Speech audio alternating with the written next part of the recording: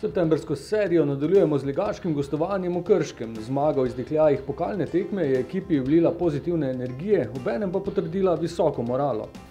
Sigurno da nam je ova utakmica dobro došla, da neke stvari analiziramo i da vidimo gdje moramo biti bolji.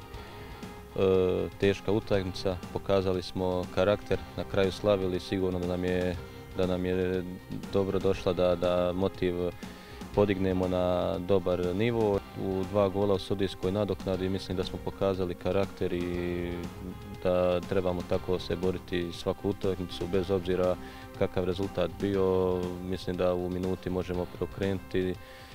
Takva smo ekipa i samo treba raditi i gledati naprijed. Jasmin Mešanović je vse skozi v tekmovalnem ritmu, glede na to, da je trener govoril o določeni utrujenosti. Kakšna je trenutna fizična pripravljenost? Malo smo pali što se tiče toga, to je evidentno, ali naravno evo, dižemo se polako, analiziramo neke stvari i mislim da kroz analizu, priču da će to doći samo po sebi.